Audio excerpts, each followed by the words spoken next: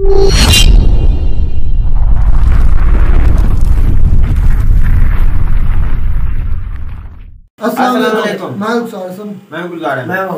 देख रहे हैं जी ऑथेंटिक रिएक्शन यूट्यूब चैनल। हम आपको अपने इस चैनल पर दिल की अता से वेलकम करते हैं। अगर आप देखना चाहते हैं ऑथेंटिक वीडियो हमारे चैनल को जरूर सब्सक्राइब कीजिएगा। उम्मीद करते हैं हम आफियत से होंगे हंसते और मुस्कुराते रहें और हमारे चैनल को सब्सक्राइब करके अपना प्यार दिखाते रहें। चलते हैं आज की वीडियो की जानब। आज की वीडियो का टाइटल है गोल्डन चांस फॉर इंडिया। ये हिंदी नॉलेज शो की वीडियो। तो सबसे पहले देखते हैं वीडियो और फिर देते हैं अपना ऑथेंटिक रिएक्शन। नमस्कार दोस्तों, स्वागत है आपका हिंदी नॉलेज शो में। तो दोस्तों, भारत को एक बहुत ही ज्यादा बड़ा मौका मिला है और ये मौका मिला है हमें रूस से। और आपको बता दूं कि ये सब कुछ जुड़ा हुआ है हम सभी लोगों से, यानी कि जो आम जनता है। वो कैसे? अगर भारत रूस के इस मौके को हाँ कर देता है तो हम सभी लोगों का, यानी कि आम जनता का बहुत ज्यादा बड़ा फायदा होगा। लेकिन अगर भारत इसे ना कर देता है तो हम सभी लोगों का नुकसान भी बहुत बड़ा होगा।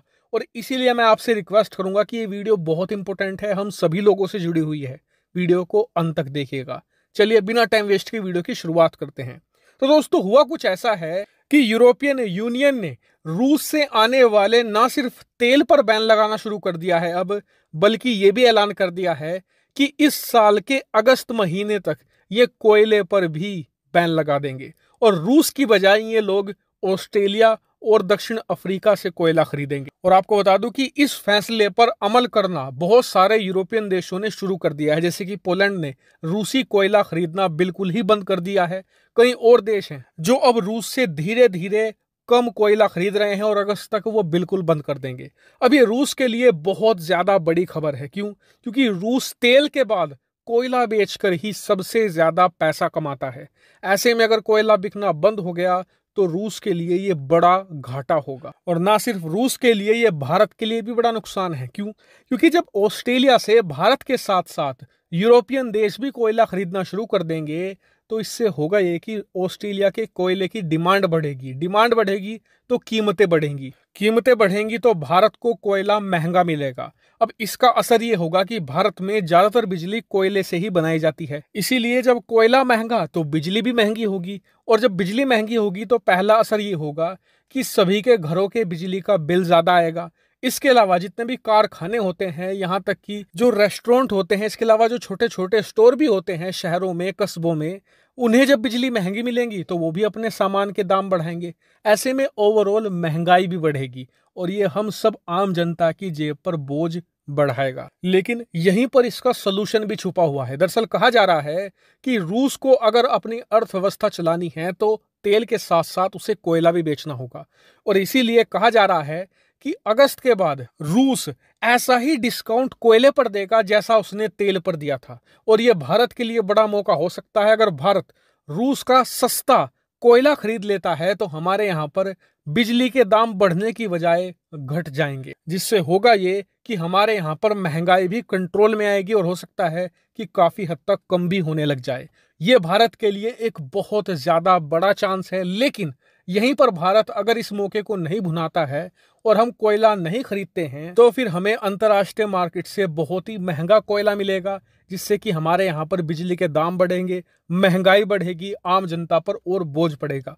और इसीलिए मुझे लगता है कि भारत सरकार जैसे तेल खरीद रहे हैं रूस से, वैसे ही कोयला भी खरीदेगी और हम आम जनता को और ज्यादा राहत देगी। हालांकि इस पूरे मामले पर आपका क्या मानना है, कमेंट करके जरूर बताएगा। फिलहाल इस वीडियो में इतना ही। Thank you very much for watching. तो वीडियो ही खत्म। हमारा तो मानना अनुसार यही है कि इंडिया हर तरफ, हर जगह से ना भाई रशिया से फायदा उठा रहा है। रशिया से नहीं, फोटो में लगा रहता है कहाँ से उसकी में फायदा हो। और ये बेहतरीन पॉलिसी का नतीजा भाई जी, ये बेहतरीन लीडरशिप का नतीजा भाई। ये तो हकीकत भाई मेरी बात सुनो ना, इंडिया के लिए सारे मसले का जो यूक्रेन और रशिया की जंग सारा फायदा इंडिया को, या अमेरिका की चाइना से या रशिया से, वो सारा फायदा इंडिया को हो रहा है। हर लिहाज से इंडिया के बड़ी बड़ी कंपनियां चाइना से रूट कर चाइना इंडिया में जा रही है, अपने प्लांट लगा रही है। फायदा तो इसमें इंडिया का ना सब। बिल्कुल, इस सदी में, इस सालों में सबसे ज्यादा जो फायदा है, ग्रो कर रहा है, वो इंडिया कर रहा है। ये सब जिस तरह उन्होंने पहले क्यों लिया खरीद के ना तेल, तो यूरोप को बेचना शुरू कर दिया। हाँ, इसी तरह अब वो कोयला खरीद के उसी यूरोप को बेचना शुरू कर दिया, सस्ते दामों में खरीद। भाई हमारे जो हुक्मरान है पाकिस्तान के, उसको भी अकल के ना को लेने तू जा मेरा भाई, तू शहबाज शरीफ और बिलावल जो वजीर खाते नहीं भाई को मैंने रिपोर्ट रात को पढ़ी है। क्या पढ़ा है? वो कह रहे हैं कि अब शहबाज शरीफ भी जो है, ये कौन सा चैनल की न्यूज है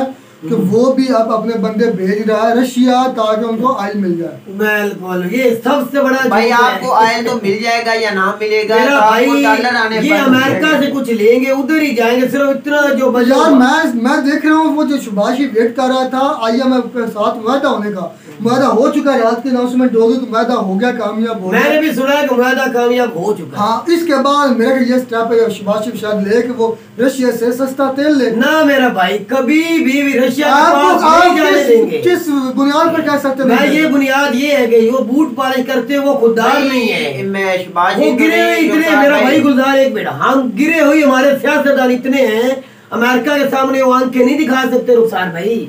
वो रशिया की दिशा में कभी भी नहीं जाएंगे, वो अमेरिका की बात ही मानेंगे, IMF के दुंगल में ही हमें रखेंगे। महंगा पेट्रोल, महंगा डीजल, महंगाई इतनी और बेरोजगारी इतनी, ये हमें नसीब होगी जब तक ये शहबाज शरीफ और जरदारी रहेंगे। ये रशिया से कुछ भी नहीं लेने वाले। यही बात है ना, इनके अंदर कुछ सोच ही नहीं भाई मोदी की तरह। जो शहबाज शरीफ साहब है वो कभी भी नहीं रशिया के पास जाएगा। मैंने रिपोर्ट पढ़ी थी, जो मैंने पढ़ा था मैंने वो आपको डिलीवर किया है कि मैं ये देख रहा हूँ कि हमारा जो IMF के साथ अभी आई नहीं किस्त कर्जे के, लेकिन मुआहदा जो होना था वो आएगी भी नहीं। पाकिस्तान कितना खुश हो रहा है कर्जा लेकर भाई, और कर्जा मिले ही नहीं गुजार, अभी तक आया ही नहीं। लेकिन जो इंडिया है वो मुल्क को किधर से किधर लेके जा रहा है। जब तक 310 कर्जा मिल रहा है भाई, कुछ तेरे हालात मेरा भाई इस तरह के हो चुके हैं, तुझे सियासतदानों ने इस तरह नीचे दस दिया है। हमारे ज्यादा है को हमारे जो सियासतदान है उनके पास बहुत ज्यादा पैसा है भाई, बहुत। पर ओवरऑल भाई हमारा पहले नंबर पर तो कर्जा उतारना चाहिए, पहले ये सोच ये होनी चाहिए। अच्छा भाई, अगर कोई पाकिस्तानी सियासतदान सुन रहे ना, हमें सुन सकता है तो गुलजार भाई की बात सुन ले। मैंने भी पहले बोला था, कोई असर नहीं हुआ। उनका कहना है हमारे इतने सियासतदान जो सियासतदान है सिर्फ बिलावल की जो अम्मा जी है ना, वो इस दुनिया में नहीं है। मैं उसके बारे में आगे कुछ नहीं बोलना चाहता। उसकी पॉलिसी, बेनजीर की पॉलिसी का जितना पैसा है रुखसार भाई, वो ही अगर आ जाए ना पाकिस्तान में तो कर्जा उतर सकता है। जो पाकिस्तान के लिए मेरी तो बात है, जो पाकिस्तान के लिए अच्छा सोचता है या पाकिस्तान की बेहतरी चाहता है, इनमें से तो कोई नहीं। वो इमरान खान साहब भी ये स्टेप उठाए, वो तो लगाता है ना पाकिस्तान तो फिर इमरान खान को ठोक दिया ना, इमरान को पहले नंबर कोई ये जो ऊपर के सियासतदान है ये पहला पैसे लाए ना, फिर अवाम भी लाएगी। यार मैं एक बात भाई गुजार करना चाहता हूँ, सुने गौर से। मेरे एक हमारे व्यूवर्स का कमेंट था कि आप इमरान खान करते हैं, पिछले 70 सालों में जो कर्जा लिया गया था, मैं उसका भाई आप बोल रहे हैं, मैं जवाब दूंगा। बोलो। उन्होंने कहा था कि आपके पिछले 70 सालों में जो कर्जा पाकिस्तान पर था वो 35 में बता रहा था, इतना कर्जा था 70 सालों में। लेकिन इमरान खान के आने से वो कर्जा हो गया जनाब $55 ट्रिलियन। तो मैं भाई उसको ये बताना चाहता हूँ कि सब भाई जी, आप या तो माशियात के स्टूडेंट नहीं हैं, या आपको पाकिस्तान के जो अंदरूनी मामलात उसका पूरा पता नहीं है। पहले पूरी तरह तहकीक किया करें, फिर इस तरह कमेंट पास किया करें कि आपको पता चले कि हकीकत क्या है। सिर्फ सुपरफिशियल चीज़ें ना देखा करें, जो सतही चीज़ें उनसे गुरेज किया करें। सबसे मेन चीज़ ये देखें कि जब हमने कर्जा लिया है, हमारे 70 साल से कर्जे चल रहे हैं, और भाई वो अगर कर्जा देना है तो उस कर्जे को देने के लिए भी तो हमें कुछ ना कुछ लेना पड़ेगा। इमरान के साथ साथ बताता रहा हमें, उसने कोई चीज़ हमसे नहीं छुपाई, हमें उस पर फख्र है। तो वो हमें एक एक चीज़ बताता रहा कि मैं ये कर रहा हूँ, मैं ये कर रहा हूँ, मैं कर्जे ले रहा हूँ, मेरी किधर लगा रहा हूँ और मैं किधर लगा रहा हूँ, ये वो साथ साथ बताता रहा। उसने कहा कि मैंने कर्जे लिए हैं, ये हमें भी बताता।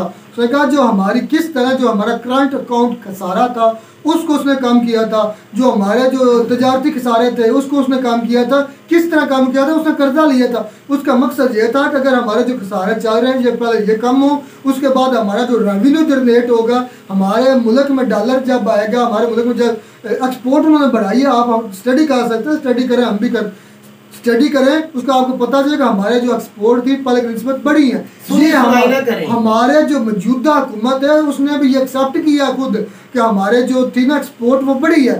कर्जा हमने जरूर लिया, हमने भी पता कि हमारे इमरान खान भी मानता था कि मैं कर्जा ले रहा हूँ, लेकिन वो बता रहा था कि मैं जो हमारे सारे हैं, पहले उसको कम करूँगा, हमारा जो फॉरेन जो एक्सपोर्ट को उसको बढ़ाऊंगा, उससे जो रेवेन्यू आएगा फिर ये कर्जे आस्ता आस्ता ये उतर जाएंगे। हमें पता है, सब पता है कि हमारे लीडर ने कर्जे लिए हैं, लेकिन उसने खाए नहीं है। जो कर्जे के पहले कर्जे लिए हुए थे उनकी जो किस्तें थी वो कुछ में दिया, जो हमारे सरकार जो हमारे पहले हुक्मरान ले चुके थे, हमें सब पता है। आपको भी शायद पता हो, लेकिन हमें अपने मुल्क का आपसे ज़्यादा पता आपको भी होगा।